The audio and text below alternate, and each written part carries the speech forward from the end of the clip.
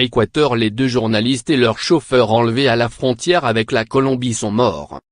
Malheureusement, l'information que nous avons confirme l'assassinat de nos compatriotes sans doute kidnappés par des dissidents de l'ancienne guérilla colombienne des FARC, Forces armées révolutionnaires de Colombie, impliqués dans le trafic de drogue, a annoncé le chef d'État dans une déclaration à la presse à Quito. Lire aussi. 3 Équatoriens enlevés par des dissidents des FARC.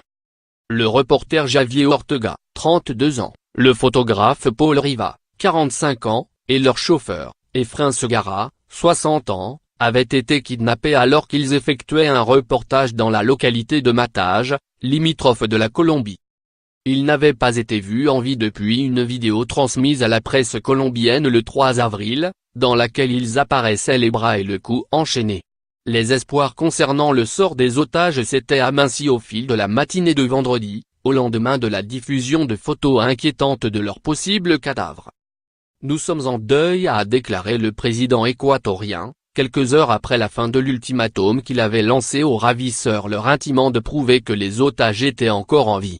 Le président, qui avait promis d'agir avec la plus grande fermeté pour punir ces gens en l'absence de réponse positive, a immédiatement mis sa menace à exécution. La confirmation de la mort de ces otages représente un coup terrible pour l'Équateur, qui n'avait pas été confronté à un enlèvement de journalistes depuis des décennies et se targuait d'être un havre face à la violence générée par le narcotrafic en Colombie. Angoissés, des dizaines de journalistes, proches des otages et citoyens s'étaient rassemblés vendredi matin face au palais présidentiel, à Quito, dans l'attente de connaître le sort des otages.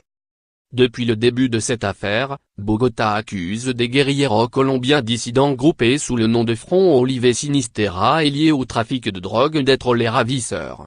Cette organisation, qui compte entre 70 et 80 hommes, est dirigée par un Équatorien, Walter Artizala, surnommé Guacho, qui est l'un des hommes les plus recherchés aussi bien en Colombie qu'en Équateur.